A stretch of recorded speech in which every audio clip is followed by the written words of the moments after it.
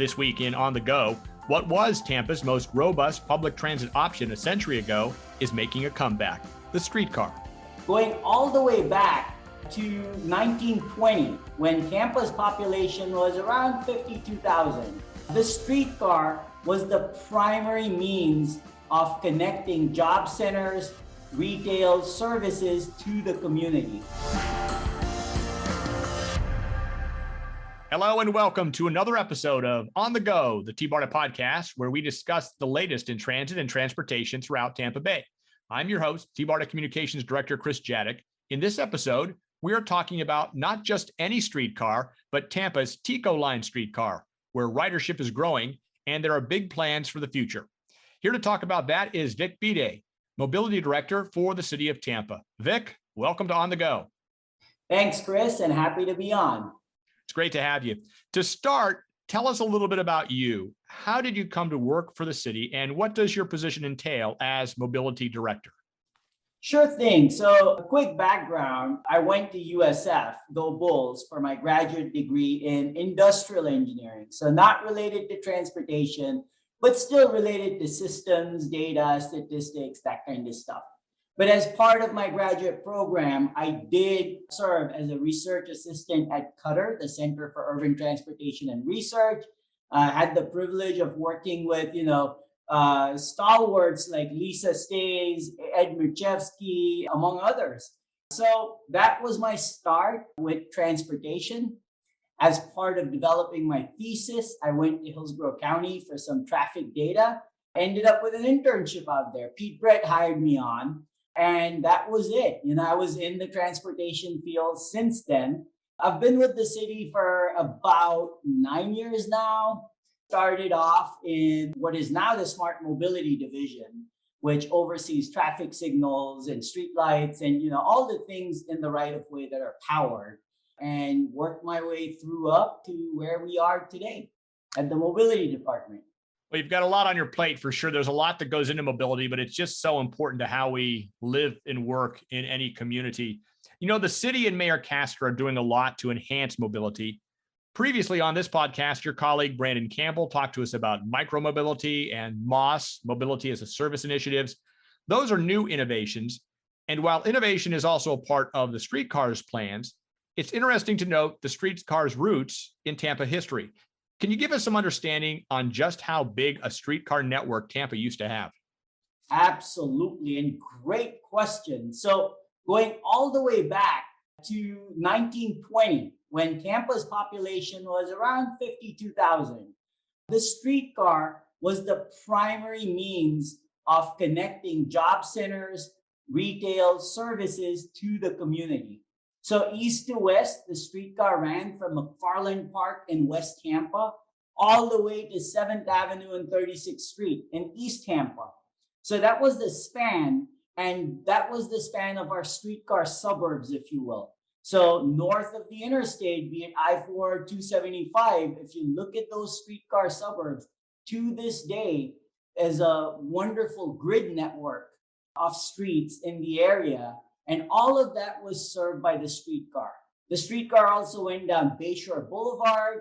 The streetcar went to South Tampa and many other places within the city. And it was run by the electric company, and hence the name TECO Streetcar. Now, I understand after World War II, the streetcar started to wane.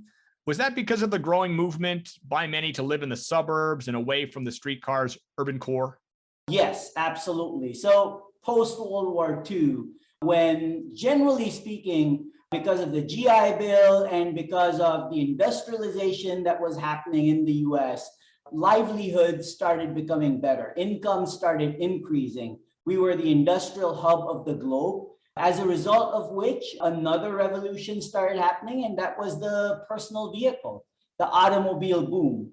And what the automobile boom did was allowed people to live further away, seeking larger homes. And that was maybe, the great migration, if you will, out of the urban core into suburbs. And that's where the suburbs and the exurbs started developing. So as a result of that, demand for transit options like the TECO Line Streetcar started decreasing. And eventually the streetcar went away, unfortunately, until it was revived again in the early 2000s. Well, let's turn to today with an overview on what is currently in operation. For those who may have heard about the streetcar but never experienced it, how do you describe the TECO Line Streetcar? I'll describe it in two ways. First, it was rebuilt as primarily a tourist attraction to connect Ybor City to downtown. So that was its original purpose. Then it was extended slightly to where it terminates today, which is where my office is, in the Fort Brooke Garage on Franklin Street by Whiting. But there's something else that has happened in the last, I would say, 5 to 6 years, as our downtown has seen significant revival. And we're seeing not just more businesses and more special events and activity come back to downtown, but also residences. And we have a lot of residences, especially in the Channel District, for example. 10 years back or 11 years back, there were about, no more than 500 residents in the Channel District. Now we have over 5,000 and growing rapidly. So today, what the streetcar does is it connects Ybor City to the Channel District to downtown Tampa and serves as a means of transportation for all kinds of purposes. So for the residents, there are 2 grocery stores now in downtown that are on the TECO streetcar line. The Greenway is by Channel Side and Beneficial, but also the Publix by Meridian and Twigs, not to mention other retail opportunities in tourist destinations. And finally, we've also seen, with the increase in service jobs in our downtown area, the streetcar becomes a convenient option to park further away where it is cheap currently, and then come back in using that streetcar. So we look forward to growing this energy with the streetcar and take it all the way up to Tampa Heights. Of course, T-BART is a transit authority, and we're talking about transit here, but there's more to the streetcar than just transit. I understand there are other benefits out there. Can you talk about that a little bit? Absolutely. And again, fantastic question, because the streetcar is going to be and is currently so much more. So for one, we're planning to extend the streetcar from Whiting Station all the way up past the interstate into Tampa Heights. This is critical because historically, communities north of the interstate were separated from the action going on downtown and all the prosperity downtown. So bringing that streetcar north of the interstate is extremely important to us. So that's one thing, to connect communities north of the interstate. The other thing that the streetcar does is it aggregates all of the major parking resources within 4 districts. And I'm talking about once it is extended to Tampa Heights, but even today. So between Ybor, Channel District, the downtown core, and Tampa Heights, every major parking resource, garages, lots, will be along this line. And what that allows us to do is truly urbanize these 4 districts and kind of create a more transit-friendly environment. So because of this aggregation, for example, the Downtown Partnership proposed a privately initiated text amendment in council to reduce parking requirements by 50%. This is a big win for urbanism in these 4 districts, and I'm sure that council will support and pass that. So we're still awaiting the 2 hearings on the same, but that's one very big positive, which is going to free up real estate for additional residences, office spaces, that kind of thing. The other thing it does is downtown is where a majority of transit trips terminate today in HART system. And so what we do in this urban core with parking policy and aggregation, like the streetcar line does, sends a signal to communities north, east, and west, especially in those streetcar suburbs north of the interstate that we talked about, on making it easier to use modes other than a personal vehicle. Again, that improves safety, vision zero, that's good for the environment, and that's also good for public health because it does foster more walking and biking. Now, the streetcar is a great example about how transit when it really extends into the community, reverberates into so many different areas, quality of life benefits that we have there. So I appreciate that synopsis on that. Before we move further, let me ask you this. Who oversees the streetcar? Is this part of HART or the city of Tampa? How does that work? Again, good question. It's a three-part affair, if you will. HART operates the streetcar system and owns the vehicles themselves. The line and the right-of-way are all city-owned. The streetcar barn, for example, is also city-owned. And so HART is the operator and they own the vehicles. We own rest of the assets as the city, but it is Tampa Historic Streetcar Society, or THS Inc., that actually assesses the community, gathers funding, and provides funding for the operations that goes through the city to HART. And so it's three parties that really manage the entire system. And it works well because we have great partners across the board. And THS has their own board, which oversees their aspect and their role in this operation.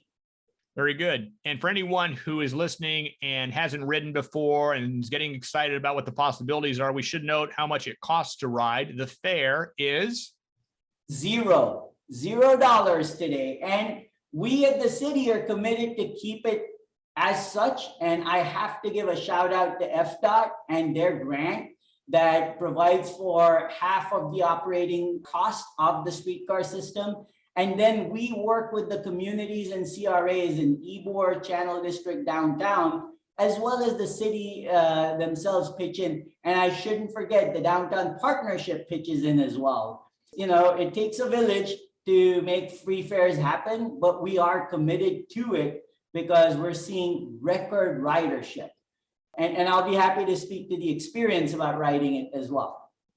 Well, while you're talking about record ridership, let me move into that because that was the next question.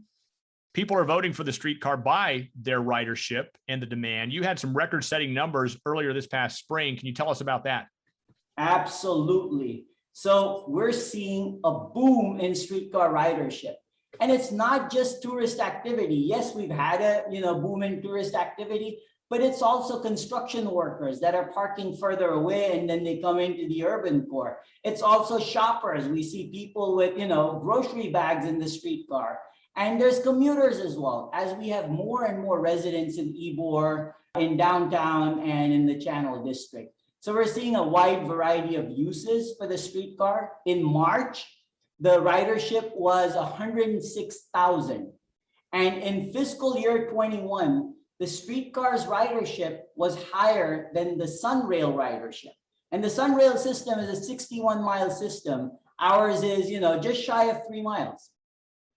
I think I heard Mayor Castor say that TECO Line Streetcar is now among the most vibrant in the nation, with only Kansas City outpacing your ridership numbers.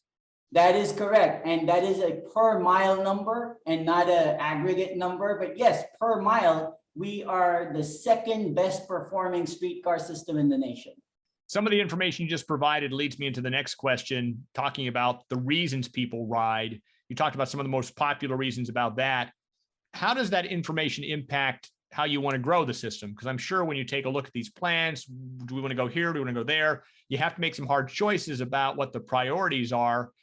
Do the reasons have an impact on how you develop those plans? Again, great question. And I will, address this head on. We hear criticism that, the streetcar is only a tourist ride. It doesn't serve a real transit purpose. And I'll say this. So as we were working on our FDA application, which is currently underway, we provided a set of planning numbers that were based on what we thought would be the growth 3 years back. And we look at the growth today and the intensity today, and it is significantly more. Gasworks wasn't even a thing 3 years ago, and we're looking at 2 more phases of Water Street and all of the action along Florida and Tampa, all the way between Tampa Heights and Whiting Street, with the high rises and the development, not to mention the potential in the middle along Marion Transit Way. So our growth is there. We're going to get way more residents. The other thing that's playing into this is over the next 20 years, Tampa is going to see 258,000 additional jobs. And 80% of those jobs will be, occupied by people in Pasco, South County, Pinellas County, and other areas. And only 20% will be Tampanians. And so what we really are looking forward to doing is getting our urban core right, making it much more welcoming for alternative transportation options, so that Tampa can benefit through the extension of the streetcar and introduction of better bus services to leverage walk, bike, and transit, and more or less learn about what we should do in the future from how we did it in the past, which kind of goes back to the 1920 scenario. People walk 1 or 2 blocks to the corner to pick up a streetcar stop. And another thing that also was true then was services were closer to where people lived. So they didn't have to drive or, take the streetcar 5-7 miles to do their shopping. And those are the things where we work with planning and then build on our transit system and our partners at heart, which are, great. And I think as people move increasingly back into the urban core, they're looking for that convenience. They don't want to drive 6-7 miles out to have to get those things. So they want that quality of life right there. And that seems something ideal for the streetcar to serve, as it did 100 years ago. Well, financing is always the critical and often most difficult part of any transit project, no matter how worthy it is. The latest number I've seen was $234 million needed for the expansion and modernization plan. And I know you're making headway on that. 2 years ago, the state pledged its share. I think that was more than $67 million. So where do we stand with all the financing and what you need to make this a reality? So another shout out to FDOT. That $67 million is still available. So that's great. We look forward to about 50% of the participation coming from FTA. And then $67 million will have to be raised locally. So that local match isn't forthcoming yet, but we do have the state funds secured. We have great state support on this, and we look forward to bringing it all together. It's important you mentioned the local match because that's critical to any project. T-BARTA certainly sees the same with our BRT project as well. A lot of people see that Washington's pledging new transportation infrastructure money, and that is great. But I don't think they always realize that that is seldom, if ever, 100%. But speaking of that, is there new opportunity to secure federal funding? And if so, where would that come from?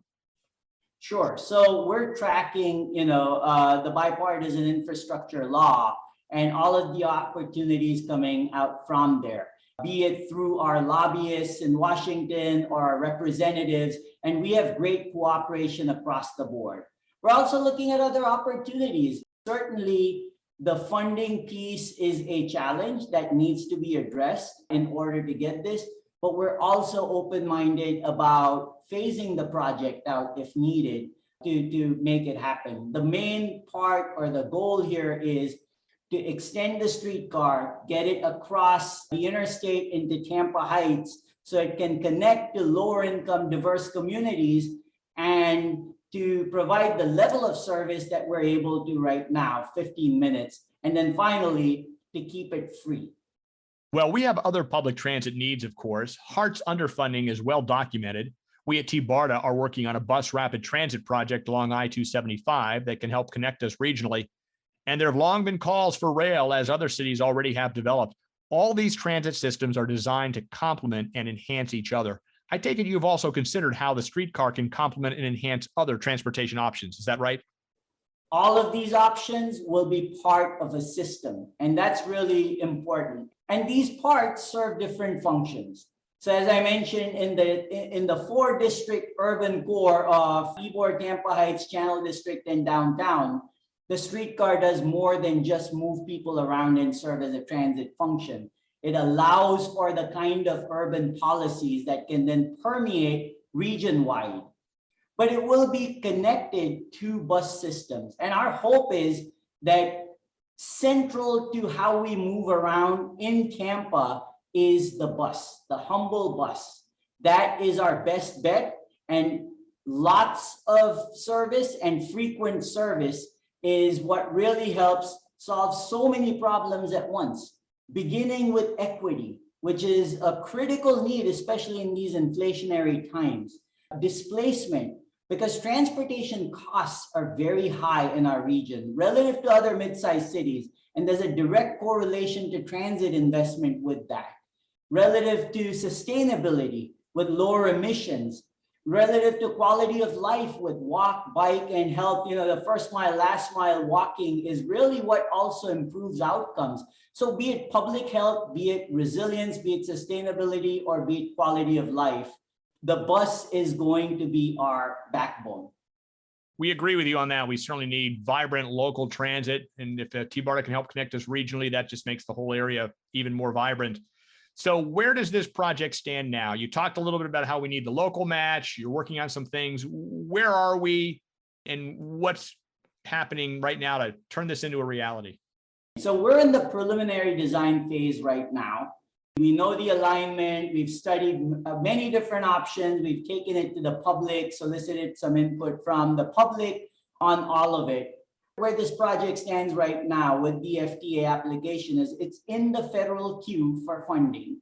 And when we have a little more certainty on that local match, we will be able to move much faster on the design. So the design piece is funded already, but we don't really know what that design will be because we don't know what that local match will be. You have to have the total budget first before you know what you're building toward, I can imagine. Absolutely.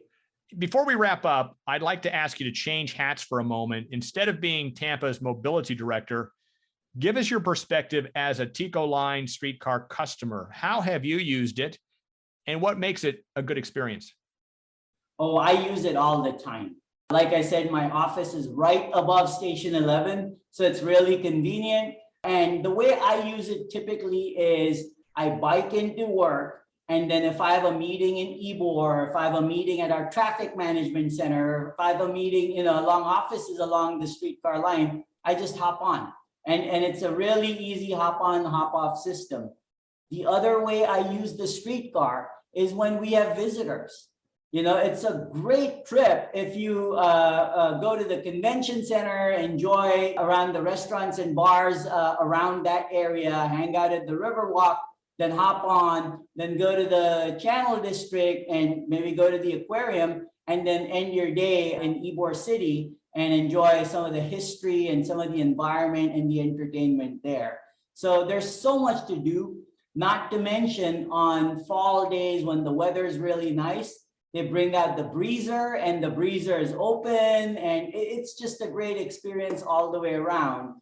So it's a fun ride. In summer, all the cars that we have are air conditioned, so it's nice and cool in there as well. And you get a really good view and sense of the city as it's really coming into its own. I have to ask about the breezer because I've not heard that term before. I take it, is that an open air vehicle? Is that what the breezer is? Absolutely. It's open air and it's a ton of fun.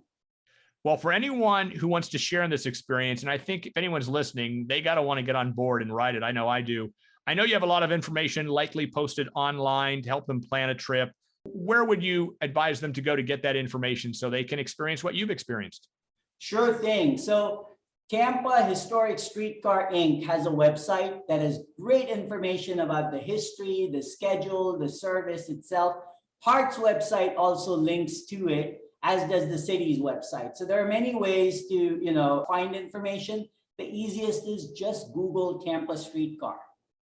And a final reminder, the ride is free. So you certainly want to take advantage the next time you're downtown. Vic Bhide, thank you for joining us today. You have a great vision for the TECO Line Streetcar, and T-BARTA will help and support you in your work however we can.